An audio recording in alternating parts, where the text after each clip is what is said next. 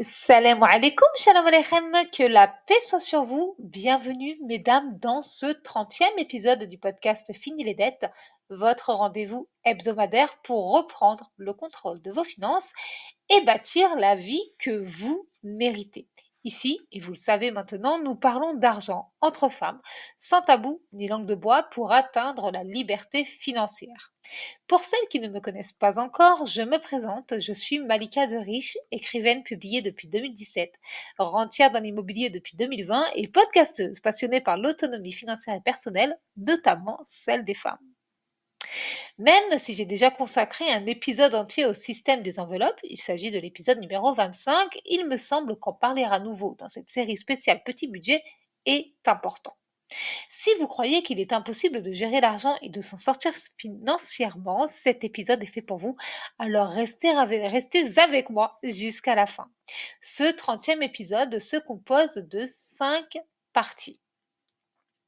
Partie 1, qu'est-ce que le système des enveloppes? Partie 2, petit budget, de combien on parle? Partie 3, les bases du système des enveloppes pour petit budget. Partie 4, ma méthode ultime pour en finir avec les fins de mois difficiles et les dettes. Partie 5, bilan de l'épisode et défi de la semaine. Avant d'entrer dans le vif du sujet, je vous invite à vous installer confortablement. Pensez aussi à vous abonner si ce n'est pas encore fait. Ça vous permettra de ne plus jamais louper un seul épisode et de retrouver tous les précédents plus facilement. Prenez de quoi noter. La prise de notes est une excellente manière d'intégrer ce qu'on apprend. Allez, c'est parti pour ce 30e épisode du podcast Fini les dettes. Partie 1. Qu'est-ce que le système des enveloppes? Je crois qu'il est important de répondre à cette question même si vous avez déjà écouté l'épisode numéro 25. Si c'est le cas, ça vous fera un chouette rappel, une sorte de petite révision. Le système des enveloppes est une méthode ancestrale, simple et surtout redoutablement efficace pour maîtriser ses finances. Comme je vous l'explique, comme je vous le raconte dans mon livre Fini les dettes, ma mère utilisait ce système, mais pour certaines dépenses uniquement. L'idée du système des enveloppes, c'est simple, c'est de répartir votre argent en différentes catégories dès que vous recevez votre argent, vos revenus, en utilisant des enveloppes physiques ou virtuelles. Bien entendu, je vous conseille de faire une combinaison de ces deux types d'enveloppes. Les enveloppes physiques pour payer tout ce que vous pouvez payer en espèces, l'alimentation, le shopping, les loisirs, la constitution du fonds d'urgence, etc. Les enveloppes virtuelles pour payer tout ce qui se paie par virement ou prélèvement, comme le loyer, le ou les prêts, les factures, abonnements, épargne de précaution, etc. Chaque enveloppe a un montant fixe pour le mois. Ce montant, vous le connaissez à l'avance parce que normalement, si vous écoutez régulièrement ce podcast et ou que vous avez lu le livre Fini les dettes, vous faites votre budget mensuel en fin de mois ou en début de mois. Cette simple tâche vous permet d'avoir une vision d'ensemble sur tout ce qui est prévu financièrement durant le mois et de savoir plusieurs semaines à l'avance de combien d'argent vous disposez vraiment, ce que vous allez en faire, quand et pourquoi et combien il vous restera à la fin du mois. Vous remplissez donc chaque enveloppe en début de mois dès que vous recevez vos revenus. Et quand l'enveloppe est vide, c'est fini. On ne pioche pas dans les autres enveloppes, il n'y a plus d'argent, point barre. C'est un système qui repose sur plusieurs choses. Ça repose sur la visualisation. Vous voyez l'argent, vous le touchez, vous le manipulez. Ça repose aussi sur la discipline, vous vous tenez au budget fixé, et ça repose aussi sur le bon sens. En effet, au fil du temps, vous connaissez mieux vos habitudes de consommation. Vous savez quels sont les postes de dépenses les plus coûteux et quelles catégories vous devez diminuer pour ne pas être dans le rouge. Ce système a aidé des millions de personnes dans le monde à sortir de la spirale infernale des dettes et il peut vous aider aussi. Partie 2, petit budget, de combien on parle? Puisque nous sommes dans la série argent et petit budget, je veux prendre le temps, là aussi, de clarifier ce dont il est question. Lorsque je parle de petit budget, je parle de situations comme le RSA, l'AAH, la pension d'invalidité, le chômage partiel ou total ou encore les petits salaires proches du SMIC. Et ça concerne aussi les étudiants boursiers qui ne peuvent compter que sur eux-mêmes. Et nous le savons, Il y en a beaucoup. Selon l'INSEE, en France, le seuil de pauvreté est fixé à 1 159 euros pour une personne seule en 2024. Beaucoup de femmes vivent avec moins que ça. Et pourtant, même avec ce niveau de revenu, il est possible de gérer, d'épargner et d'investir petit à petit. C'est ce que nous avons vu ensemble dans l'épisode numéro 29. Partie 3, les bases du système des enveloppes pour petit budget. Ici, je vous explique clairement comment faire pas à pas pour poser les bases du système des enveloppes. Je le répète, vous devez savoir combien vous touchez chaque mois. Petit 1. Listez vos catégories de dépenses essentielles. Loyer, prêts, charges, alimentation, transport, santé, téléphone, internet, hygiène et entretien, imprévus, loisirs, etc. Petit 2, faites votre budget avant la réception de vos revenus. Le gros avantage des minima sociaux, c'est que vous en connaissez le montant à l'avance. Si ce n'est pas le cas, il faut faire votre budget dès la réception de vos revenus. Pourquoi c'est important? C'est important pour faire en sorte de sortir du schéma génial. J'ai de l'argent sur mon compte, je ne vais pas y toucher tout de suite pour en profiter plus tard. Parce que finalement, plus tard arrive très souvent, plus tôt que prévu. Et comme vous n'avez pas préparé votre budget, vous ne pouvez pas le suivre et vous vous retrouvez en découvert bancaire.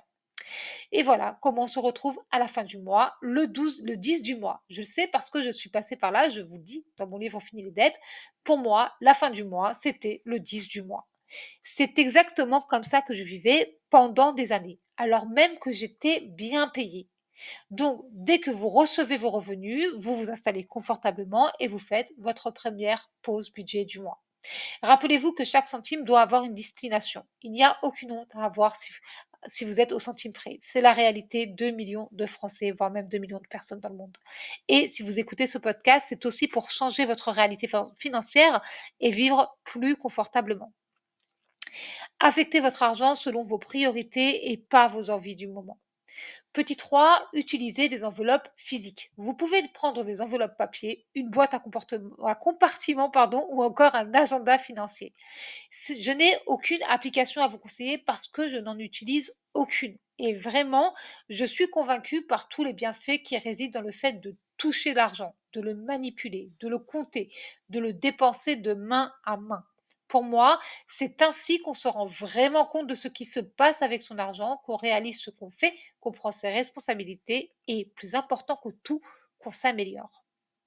Petit 4. Suivez votre budget chaque semaine durant votre pause budget hebdomadaire. Vous le savez maintenant, je recommande de faire cette précieuse pause budget hebdomadaire le mardi à l'heure du thé parce que c'est plus sympa. Pourquoi le mardi? Parce que tous les mouvements bancaires de la semaine précédente, lundi compris, sont normalement passés. C'est donc le moment parfait pour checker ce qui s'est passé sur votre compte bancaire et dans vos enveloppes. Pour rappel, dans le livre Fini les dettes, je vous offre 12 fiches budget mensuelles et 4 fiches budget trimestrielles. De quoi faire et suivre votre budget sur une année complète. Le lien est disponible juste en dessous de cet épisode. Petit 5, respectez la règle d'or, ne pas dépenser ce qui n'est pas dans l'enveloppe. Petit 6, réajustez chaque mois. Vous apprenez à mieux connaître votre consommation. Vous ajustez selon les imprévus, les hausses de prix, vos objectifs. Partie 4, ma méthode ultime pour en finir avec les fins de mois difficiles et les dettes. Comme vous allez le voir, ma méthode est ultra simple et rapide puisqu'elle se fait en 3 temps. C'est parti. Petit 1, visibilité. Vous devez savoir exactement ce que vous avez. Alors notez tout, absolument tout, même les pièces rouges, les centimes. Petit 2, priorité. Les besoins vitaux d'abord. Ne culpabilisez pas de dire non à une sortie ou à une envie passagère. Petit 3, régularité. Chaque semaine, faites le point.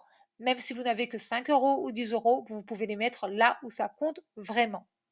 Mesdames, je veux que vous gardiez ceci en tête. Vivre avec un petit budget, ce n'est pas une fatalité. Vous êtes capable d'améliorer votre situation, d'augmenter votre niveau de vie. Et cela passe par l'apprentissage de l'argent, le suivi de budget, le système des enveloppes, l'automatisation financière et tout ce que vous apprenez dans ce podcast et dans le livre éponyme. De plus, ce n'est pas la somme qui compte, c'est la régularité. Passons maintenant au bilan de l'épisode et au défi de la semaine. Partie 5, bilan et défi de la semaine. Dans cet épisode, nous avons vu ensemble que le système des enveloppes est simple, visuel, rassurant. Même avec un très petit budget, vous pouvez reprendre le contrôle.